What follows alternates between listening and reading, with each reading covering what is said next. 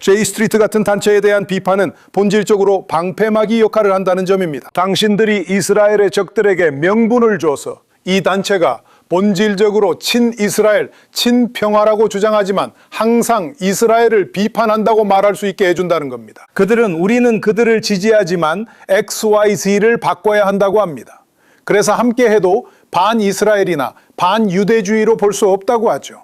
어떻게 구분하시나요? 여러분이 옹호 단체로서 하는 일과 정치적 스펙트럼에서 같은 위치를 차지하는 비슷한 다른 단체들이 하는 일 말입니다. 정치적 명분을 얻기 위해 거의 노골적으로 여러분에게 붙는 그런 단체들과는 달리 말이죠. 네, 맞아요. 그건 저희가 직면한 엄청난 도전이고 10년 전에는 존재하지 않았던 문제입니다. 솔직히 10년 전만 해도 J 스트리트는 에이펙과 논쟁했고 이스라엘 정부가 원하는 모든 것에 양당이 전폭적으로 지지하는 에이펙 입장이 미국 의회의 입장이었습니다. 이제는 저희보다 더 왼쪽에 있는 사람들과도 자주 논쟁하고 여러 단체들과 계속 많은 시간을 들여 논쟁하고 있습니다.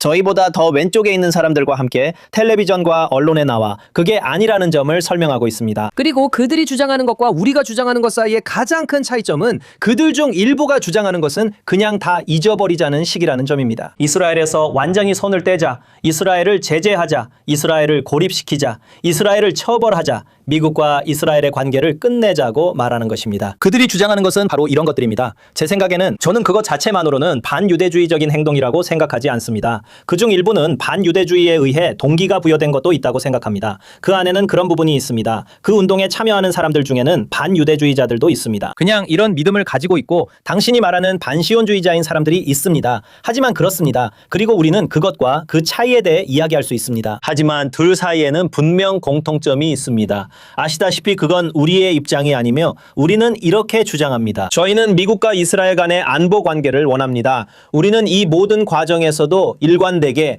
아이언돔, 탄도미사일 방어, 로켓 방어 등을 위해 로비를 계속해왔습니다. 저희는 그렇게 해왔습니다. 수년간 J 스트리트는 안보관계 지속을 주장해왔고 최근 몇 년, 정확히는 지난 한두 해 사이에야 이런 주장을 하기 시작했습니다. 이 규칙들, 이 무기들은 미국 법에 따라 판매되어야 하며 만약 위반 사항이 있다면 우리는 그것에 대해 논의해야 합니다. 그리고 이제는 벤자민 네타냐후부터 라맘, 율, 린지 그레엄까지 모두가 이야기하기 시작한 것처럼 이스라엘이 이런 일부 항목들에 대해 오랫동안 이어져온 재정 지원을 더 이상 필요로 하지 않는다는 사실에 대해 저희도 이야기하기 시작했습니다. 그래서 거기에는 변화가 있습니다. 하지만 우리의 입장을 명확히 하려고 노력하는 한편 우리가 동의하지 않는 부분에 대해서는 분명한 선을 긋기 위해서도 노력한다고 생각합니다. 그리고 실제로 예를 들어 지난주 하원에서 있었던 표결을 보면 이 지원을 삭감하거나 완전히 없애는데 찬성표를 던진 사람들이 압도적으로 많았다는 것이 현실이라고 생각합니다. 민주당원들은 네타냐후 정부의 실망에 그런 선택을 했다고 했습니다. 법안 통과는 기대하지 않았지만 메시지를 전달하고자 했습니다. 그리고 그 100명 중에서 우리와 입장이 비슷한 사람이 아마 80명에서 85명 정도일 거라고 생각합니다. 그리고 그중 10명에서 15몇 명 정도는 더 나아가서 완전히 지원을 끊자는 입장에 있는 것 같습니다. 하지만 그건 우리의 입장이 아니며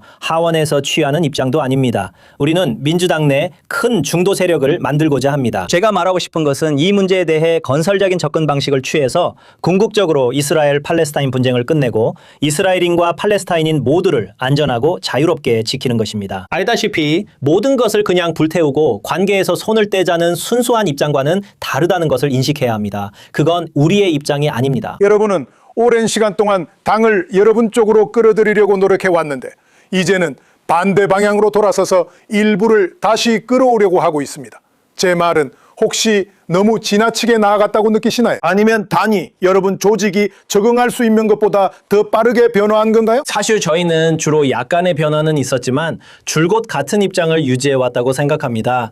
저는 J 스트리트에 합류한 지 이제 1년 반 정도밖에 안 됐습니다. 하지만 아시다시피 저희는 거의 내내 같은 입장을 지켜왔습니다. 미국 정치가 극적으로 변했습니다. 저희는 도를 넘지 않았다고 생각하며 민주당 다수도 저희와 같은 입장이라 봅니다. 저희보다 더 왼쪽으로 간 목소리가 아주 큰 소수의 사람들 있을 뿐입니다. 그리고 그 목소리들 대부분은 민주당 성향이 매우 강한 선거구에 있습니다. 아시죠? 그래서 하지만 이건 사실입니다. 이것이 제가 선거운동 후 제이스트리트에서 일하게 된 이유 중 하나입니다. 선거운동 때는 유대인 유권자들과 소통하는 역할을 했습니다. 그리고 저는 유대인 유권자 소통을 담당하는 전국 책임자였습니다. 그리고 제가 선거운동에서 가장 크게 들었던 목소리는 두 군데에서 나왔습니다.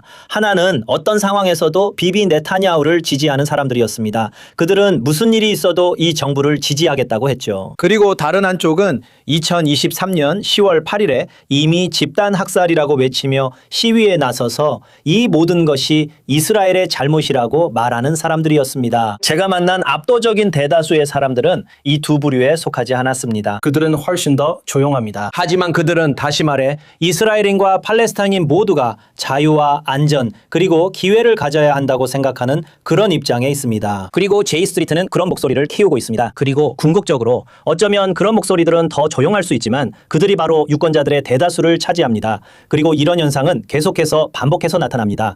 여론조사에서도 마찬가지로 볼 수 있습니다. 이 모든 것이 1년 후 민주당이 예비선거와 논의에 들어갈 때 어떻게 될지 지켜봐야 합니다. 하지만 저는 민주당이 이 두 극단 중 어느 한쪽으로 끝나지는 않을 거라고 생각합니다. 저는 민주당이 결국 이스라엘을 포용하면서도 네타냐후 정부와는 거리를 두고 그리고 이렇게 말할 수 있는 중간 입장에 설 것이라고 생각합니다.